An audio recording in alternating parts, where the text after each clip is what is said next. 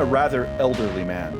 The nature of my avocations for the last 30 years has brought me into more than ordinary contact with what would seem an interesting and somewhat singular set of men, of whom as yet nothing that I know of has ever been written. I mean the law copyists, or scriveners. I have known very many of them professionally and privately, and if pleased, could relate diverse histories at which good-natured gentlemen might smile, and sentimental souls might weep. But I waive the biographies of all other scriveners for a few passages in the life of Bartleby, who was a scrivener of the strangest I ever saw or heard of. Those are the opening lines, as many of you may remember from English class, of Bartleby the Scrivener by Herman Melville. Scrivener is not a word that many of us use in our daily lives. That's even true of most lawyers. But some lawyers are quite familiar with the word scrivener when they are dealing with dumb mistakes by legislators. And believe me, legislators do on occasion make dumb mistakes, including when they make a scrivener's error. So what happens when a scrivener's error is made, and how does a court deal with that? Well, we'll discuss that this week with a case from the 8th Circuit, plus yoga on the beach from the 9th Circuit, here on Short Circuit, your podcast on the Federal Courts of Appeals. I'm your host, Anthony Sanders, director of the Center for Judicial Engagements at the Institute for Justice. We are recording this on Thursday, July 3rd, 2025. It's going out tomorrow, July 4th, 2025. So I want to wish a happy July 4th, and Independence Day to everyone. Last year, we did a special episode on July 4th with a theme of the British are coming. We're not exactly doing that this year, but next year, of course, next year's a big one, the 250th anniversary. So I'm sure we'll do some 1776 type stuff next year. But for this episode, instead, we have, as I said, Scrivener's errors, some other going-ons about hemp in Arkansas in the 8th Circuit with a newcomer to the podcast. And before that, some yoga on the beach and the First Amendment with my longtime friend and colleague, Paul Avelar from our Arizona office. So we'll get to Paul in a little bit, and I'm going to introduce our newcomer in a moment. But first, I have a couple short circuit announcements. Now, one of them is we have a segment of Where Are They Now? For past cases and what's happened to them. That's especially pertinent this week with the Supreme Court kind of clearing out its docket. And so we finally get some closure on a few cases of short circuits from yesteryear. But the bigger announcement is that for Chicago area folks and for 7th Circuit practitioners. So the 7th Circuit Judicial Conference, which is one of these conferences that some of the circuits run where members of the bar and judges kind of get together and, do a conference. So that is in August in Chicago. It is August 17th through the 19th at the Swiss Hotel in downtown Chicago, right at the mouth of the Chicago River. And Short Circuit will be there. Short Circuit has a Short Circuit live at 7 p.m. on that Sunday. So Sunday the 17th. It's not a big deal. You don't have to register in advance or anything. It's not part of the conference, but we are holding it the night before the conference begins. So if you're going to that conference, if you're a good 7th Circuit practitioner and you enjoy a little Short Circuit and you're there at the hotel, but the conference hasn't really started, feel free to come on by to our Short Circuit live. And also, if you just live in the area, you can come and not have to be a part of the conference itself. Just come on in the hotel and see our show. It will be at 7 p.m., as I said, on Sunday, August 17th. There'll be more details to come. We don't have the webpage up about it or anything. I just want to put it on people's calendars for our Short Circuit fans. I will be hosting. John Wrench of CJE will be on the panel, and we'll have a couple other attorneys as well. Okay, so those are our announcements. And now to our new guest. He is Marco Vasquez. He is an attorney at IJ's Texas office, just joined IJ a couple months ago.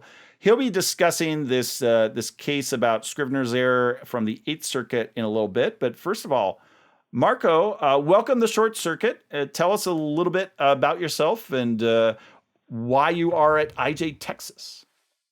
Thank you so much for having me. So right before I joined IJ in April, I was at Paul Hastings for a couple of years, and then I clerked for a couple of federal judges, including on the Eighth Circuit for Steve Gross. So I'm excited to talk about the Eighth Circuit here today.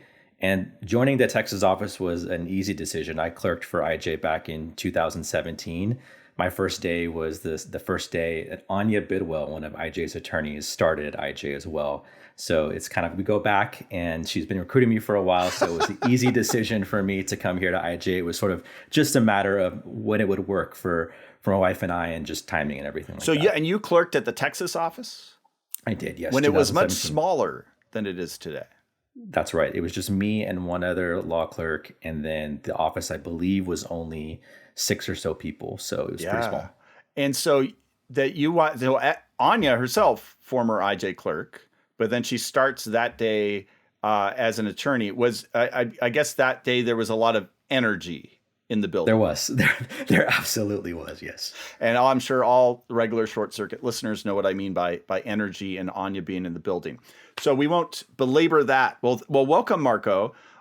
So now we're going to go out to the Ninth Circuit. So this is a case that Paul has picked to present. And Paul can take a little bit of pride in this case, I think, because it cites a case of his in the Ninth Circuit from a few years ago.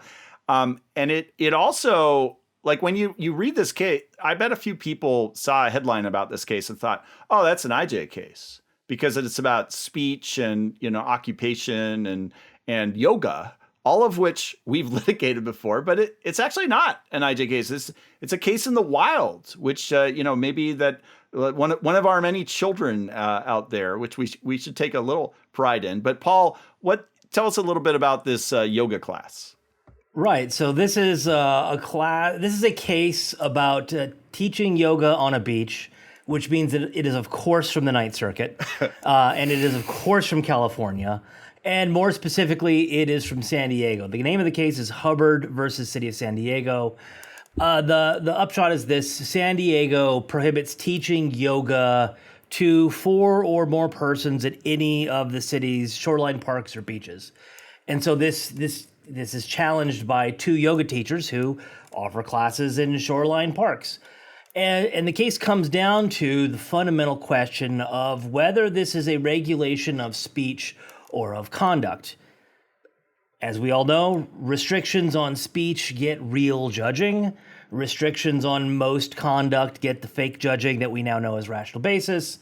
And everyone knows this, which is why San Diego makes it illegal to carry on or conduct commercial activity or provide any service where, except expressive activity, something like this might happen on the beach.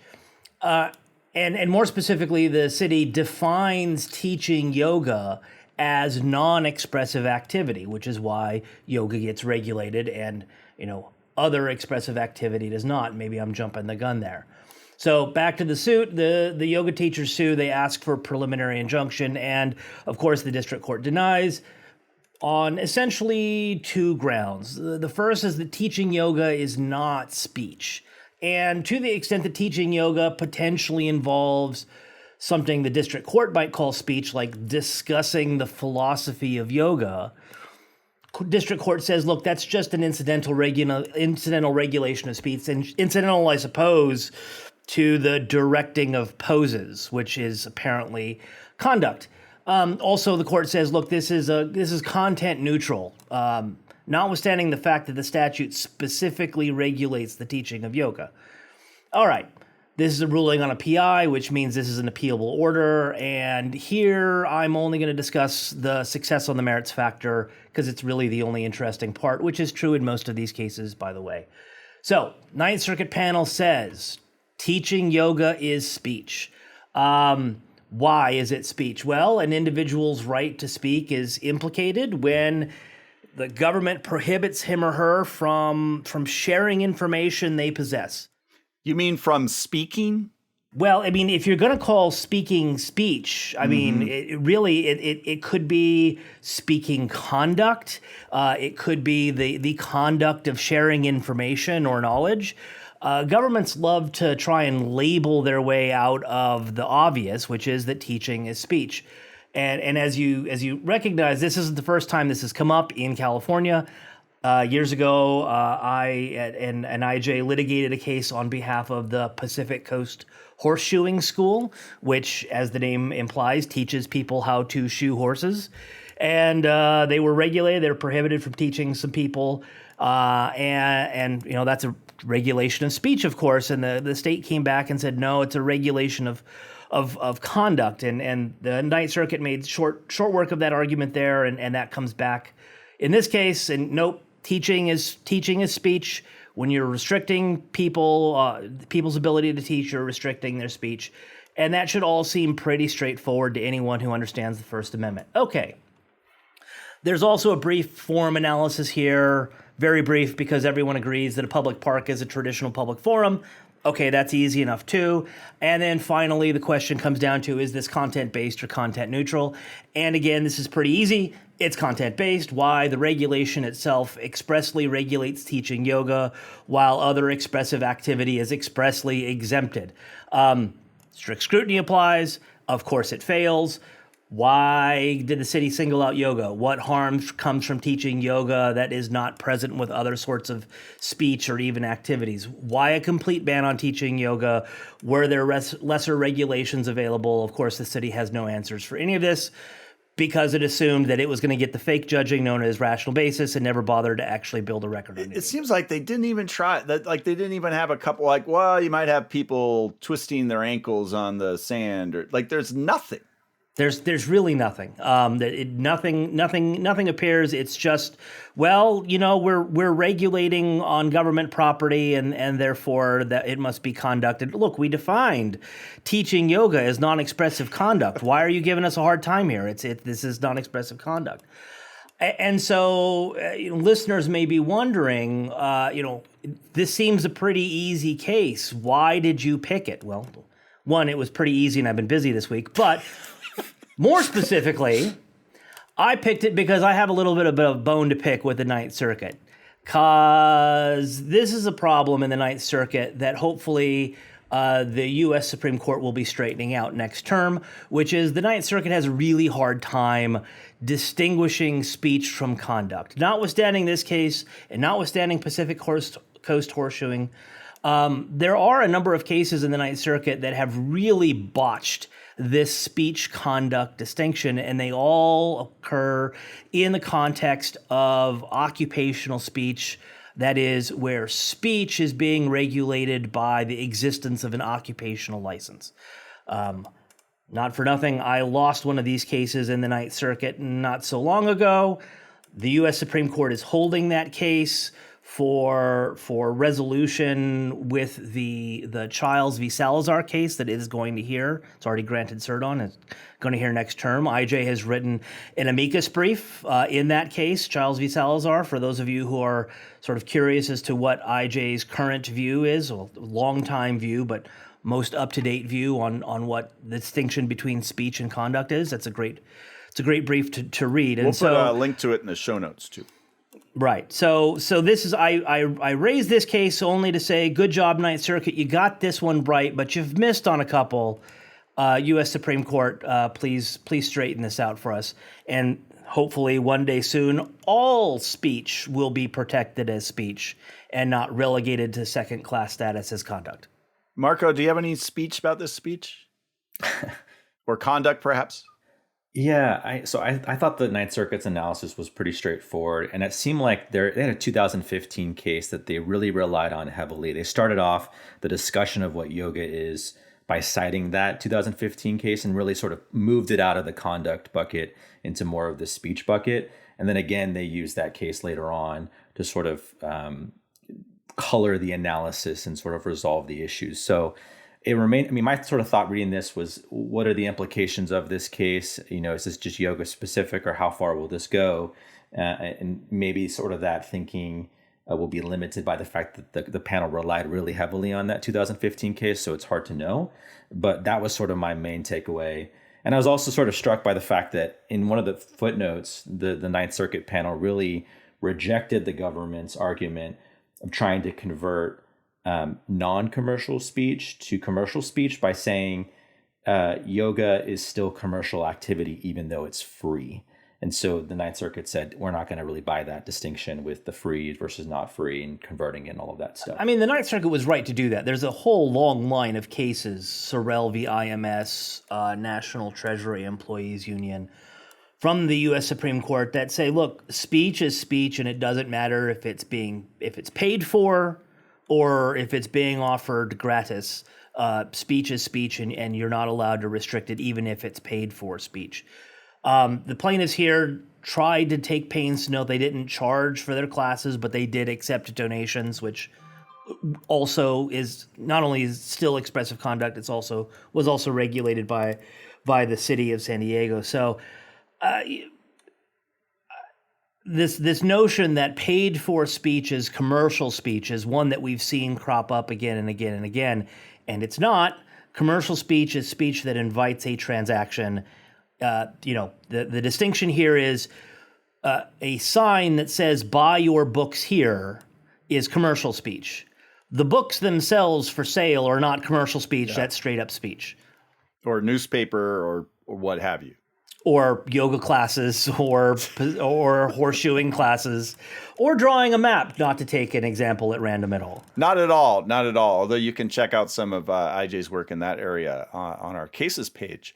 Everything you guys have said is absolutely correct, but I'm going to speculate here. What I'm interested in is how this law exists in the first place. So it doesn't just like the court points out, it doesn't just regulate like teaching a class on the beach. It's teaching a yoga class. So you could have like a morning calisthenics class or Tai Chi, or all kinds of other things you might just do, or do a morning horseshoeing class. That would be fun. Maybe not with a horse, but if you're throwing horseshoes, or perhaps a nature walk, or I don't know, looking for whales or anything, but specifically yoga you can't do, which means there was someone who was not happy with yoga classes on the beach. And the city attorney was not, I guess, quick or clever enough to point out you can't just do it for yoga, maybe just, do it for all classes. Then it would not be as content-based, right? I mean, you could make an argument if it's about a class and not something else. Well, is that content-based? But you'd have a lot better time as the city than like specifically speech about yoga. Mm-hmm. Yeah, and restricting teaching anything would be a restriction on speech. Here's where the way that the statutes are written and what triggers them is actually pretty important. What is the city actually regulating? If what the city is regulating is like overcrowding on beaches, okay, but the way you do that is by regulating overcrowding on beaches. You don't do it by regulating, well, we're going to allow this speech and not allow that speech, and then we're going to allow this and not that. Yeah, because, I mean, that's the actual worry is the overcrowding or noise. I mean, yoga can't be all that noisy, I'm sure, but whatever they were worried about. I'm sure there's a rock and roll version of yoga somewhere out there, and it's almost certainly in California. Yeah, unfortunately, we'll never know because the city never explains how teaching yoga leads to quote unquote harmful consequences. Well, if any listeners know the background about this ordinance, I would love to hear how it got passed and, what was discussed at that city council meeting. But we'll leave that for another day. What we won't leave for another day, though, is the Eighth Circuit and the legality of hemp in Arkansas, just when it seems everyone else is getting more rational about drug regulations and the dangers of hemp and hemp versus marijuana and all that, Arkansas seems to have gone in the other direction. So, and while they did it, they made some legislative errors. Marco, if you could tell us this story from the Eighth Circuit. Absolutely. So this is the case titled Biogen v. Sanders. This is June 24th, 2025. An Eighth Circuit decision out of Arkansas. So a number of issues in this case. There's the scrivener's error, there's preemption, there's void for vagueness, there's ex parte Young. Sounds like a constitutional law or federal court's exam question. It's a short circuit bingo card. It really is. And so I will do my best to try to explain how all of this comes together. So I'll start first with the federal law that was issued in this case, and that's what's known as the 2018 Farm Bill. And that federal law legalized hemp at the federal level, but it also allowed states to regulate hemp production if they get permission from the federal government. So it gets a little tricky because the federal law has what's called an anti-preemption clause. And that says the law isn't meant to preempt or limit any law of a state that regulates the production of hemp. So in other words, states are free to regulate hemp if they get the permission from the government. But there's an exception. A state cannot prohibit the transportation or shipment of hemp or hemp products through the state. So it can't prohibit transportation. You can regulate it, but you can't prohibit it going through your state. And that's going to be an issue for the plaintiffs in this case.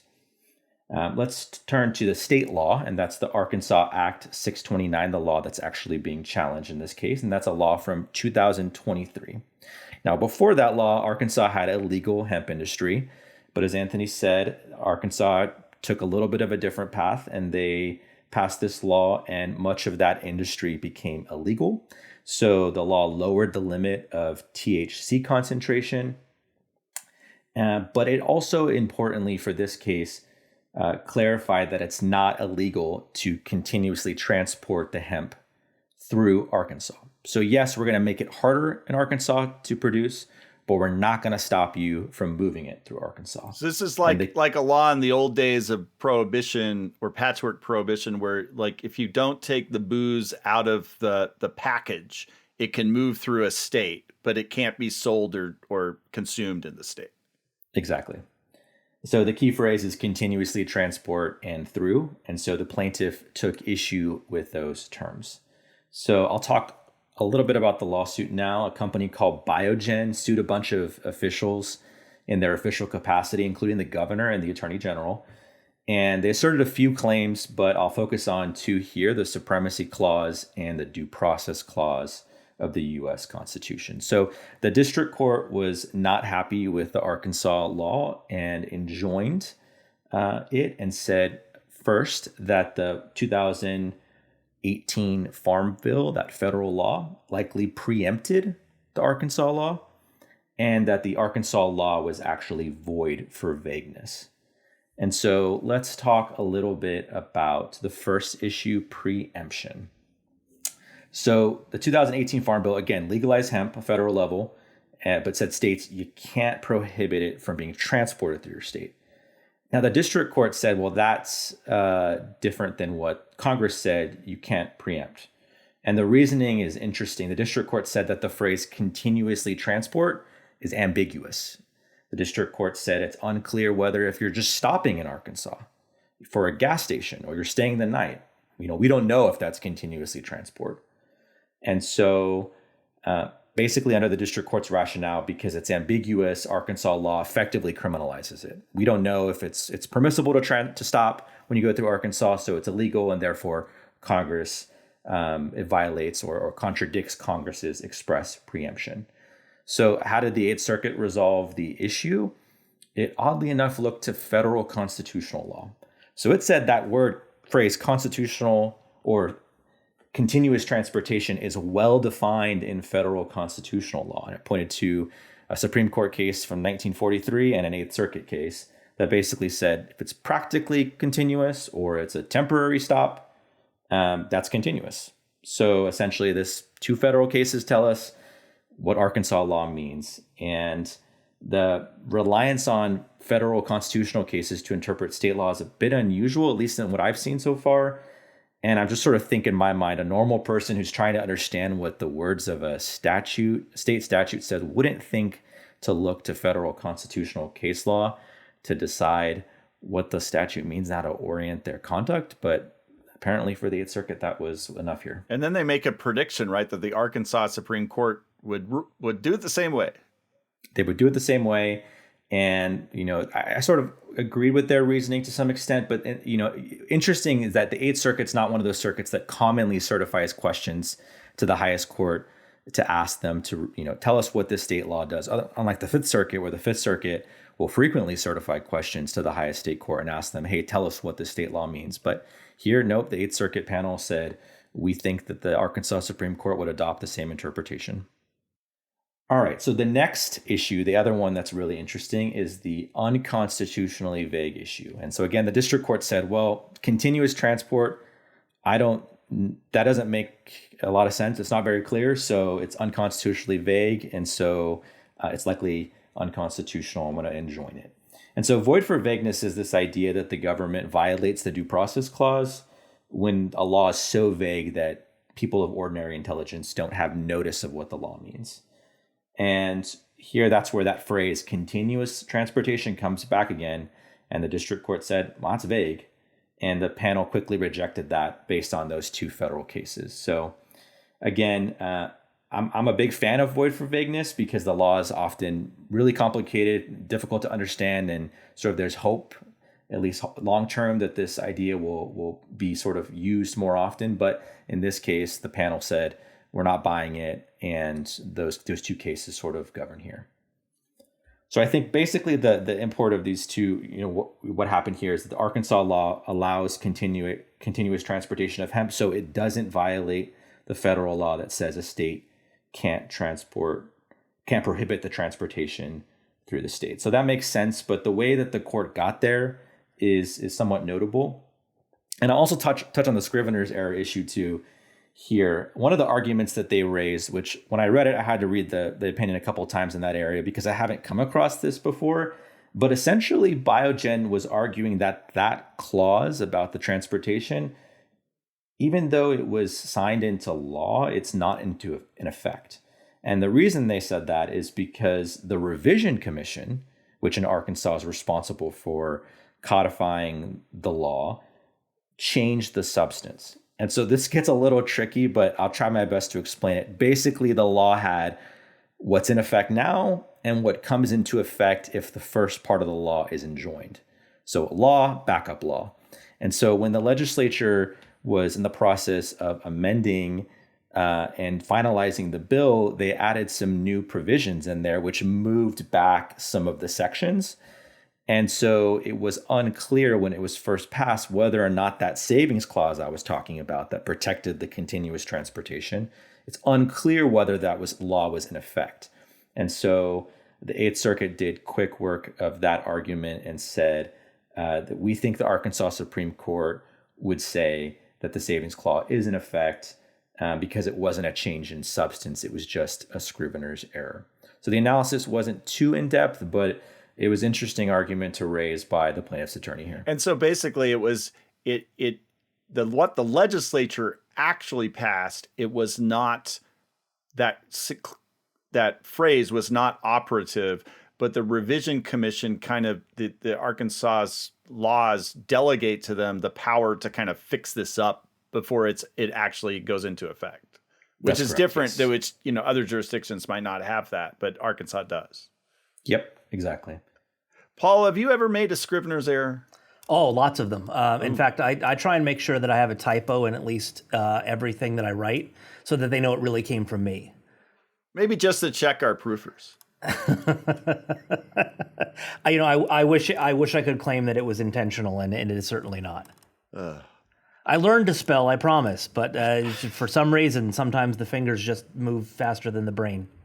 One thing, curious your thoughts on this, Paul. One thing about this case is that the federal government is trying to get out of the blanket ban on hemp production, but it has all these tentacles still out there that states have to deal with. And Arkansas probably went the opposite way that they expected most states would go, but it's like just has to keep things complicated. It really does, and this is what happens when you have a federal government that overgrows what it's supposed to be doing constitutionally in the first place. I mean, there's this the the requirement here that the states leave open the quote unquote, channels of commerce, that is the transportation across state lines, that does seem pretty federally as we've come to think about the term under the Commerce Clause. But the notion that the federal government ever had the authority to regulate the in-state production of anything, relatively recent. I mean, that's what really the New Deal court is kind of the first court that gets into that sort of thing. And so I think that's what we're seeing, is that as the federal government pulls back out of this area that it probably shouldn't have been in the first place, what's left behind is this weird patchwork. In this case, the remaining, you have to let stuff transport across your state. That does make sense from a federal interest regulation of commerce perspective. I'm not sure that the rest of it ever did. I'm not sure that the states ever had to ask for permission to regulate in this area in the first place. Right. Yeah, I was very surprised when I saw that they had to ask permission and request and receive permission from the department before they can start regulating. I haven't come across that before. What Arkansas should have done is just regulated without asking for permission, and then we'd have a much more interesting case, quite frankly. Sure. Yeah, there's all kinds of issues that could come up with that, like commandeering, and I wonder which way that would go. This deal about the Arkansas, I forget what they call it, but in Minnesota they call it the revisor's office that can fix scrivener's errors is really interesting, because at the federal level there is no such thing. And so one thing that you learn from time to time, but then you kind of forget about as a lawyer, is that when Congress passes a law, most laws, not all, but most laws, especially those that have operative effect beyond the budget cycle, they then get put in the U.S. code. And how most people interact with those laws is you look in the U.S. code for the actual law, but the U.S. code is really just kind of like an abstract of the U.S. statutes that is put together by these code lawyers at the Capitol. And so sometimes there's a conflict between that and the actual statute that was passed. And if there's a scrivener's error in the actual statute, that I think, usually the federal courts are just like, well, a scrivener's error we're not going to actually put into effect because it really is just a mistake. But it has to be pretty much a scrivener's error. It can't be like, well, this is bad policy and no one would actually want to enact it. And that can get really messy. Yeah, my understanding is that the U.S. Code is not actually law. It's prima facie evidence of what the law is. Yeah. And as you said, if there's a conflict with the statutes, then the statutes are supposed to control. This has come up recently in some of IJ's work because there's a recent law review article looking at the adoption of 1983 and qualified immunity. And is it a scrivener's error that a provision was left out of the U.S. Code that in the original statutes would have essentially prohibited qualified immunity or anything like it? And we've been litigating that, I think, a little bit for the last couple of years, and I know others have. And at some point, the U.S. Supreme Court may have to come up with that. And my heart goes out to them. I'm not only a litigator at IJ. I occasionally, have to do some lobbying around here. And I got to say, writing law is actually pretty hard. From a technical perspective, it may be the hardest thing that I do at IJ. Yeah. It's tough. I mean, some unsung heroes in our system that, they do things for good or for bad. They do things that legislators tell them to do, are the revisors' offices in state capitals that actually write it in a way that isn't crazy, as a legislator usually would write it, and that kind of makes the law work in at least a little more rational way. Well, in most states, so far as I know, what the legislators are actually doing is they have implemented the code directly. So when, for example, here in Arizona, when the legislature writes a bill, it is amending an existing code, and within the bill itself, it's ARS section, Title 13 section, whatever it is amended as follows, and then you're actually amending the code text. So in Arizona, and I think most states, the code itself is the law, as opposed to just evidence of what the law is. Come on, federal government, get it together. Right. Alternatively, sometimes when state constitutions are amended, where they're placed in the state constitution is handled by the revisor's office later, and it's not in the ballot initiative or the whatever the legislature passes, which sometimes can get a little tricky. What to take out of the old constitution, what to put in. But I won't bore everyone with that. Instead, we're going to play a little Where Are They Now? So some of these cases have been kicking around for a long time. One of them that we discussed in Short Circuit, man, I think it was over a year ago now, after oral argument, was a case against the CIA where Michael Paradis of Columbia was on, and he discussed it. It was a FOIA case against the CIA. Anyway, it went to the Supreme Court. There was all kinds of requests for extensions by the federal government to file a response. They filed a response, and then finally, it was just denied cert on June 30th. So we will not get into those records of Guantanamo Bay from the CIA, unfortunately. Interesting, Gorsuch recused from that decision. Don't know why. Maybe he had a relative, litigating. I have no idea. And then the case we discussed on Short Circuit just under a year ago, this has gotten a little bit of news, although probably news that was lost in the flurry of everything that happened at the end of the turn. But McRae versus Matos, it was a First Circuit case about a teacher who was fired because she posted some conservative memes online before she was actually a teacher. And so this came to light later, and then she was let go because they were like, that's too much for you as a teacher. So the First Amendment case brought under the well-known Pickering and Garcetti tests for public employee speech that we've talked about a bit on the show recently in a couple different episodes. It got rescheduled like 8 times. 8 times. And finally, it was just denied the other day. But there was a statement by Justice Thomas joined by Gorsuch. Now, this is interesting, and it's kind of something you'd expect from Justice Thomas, is he gives a statement, and he says, basically, the lower courts did not apply the Pickering-Garcetti test right. This woman looks like she shouldn't have been fired, for all the reasons you might say about weighing the disruption and the public issues of public concern and all that under those standards. But it's just a statement. He doesn't say, I thought we should take the case. And the reason he doesn't think he should take the case is because she did not question the whole framework itself of Pickering and Garcetti. So maybe we shouldn't apply that at all. And then he drops in a footnote, some people have argued that public employees shouldn't have any speech rights at all, which is kind of like the old rule before Pickering. And that Justice Holmes once famously said, you have no rights as a free speech as a public employee, as a policeman was his example, which means, of course, that Justice Thomas would not rule for this woman if we reconsidered all those tests in that way. So, I don't know whether she should be pleased or not pleased about that statement. She should have raised an argument that would have allowed me to rule against her in a different way. Yes, exactly. But I guess she got her story heard a little more because of that.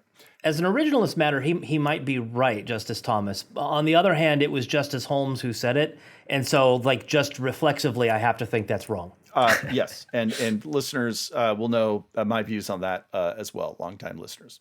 Another case that we discussed a few months back, Hansen versus DC. This was a challenge to gun magazine limitations in the District of Columbia. It was distributed for conference, but it was denied about a month ago. So that case is not going to be another Second Amendment case at the Supreme Court. And that is a wrap. Still a few that have headed to the court, still a few that we've talked about in the past that are being considered for en banc and things like that. But that's enough for now. And so thank you guys. Thanks for coming on. Have a happy 4th of July. I hope all our listeners are having or have had a happy 4th of July. But in the meantime, please be sure to follow Short Circuit on YouTube, Apple Podcasts, Spotify, and all other podcast platforms. And remember to get engaged.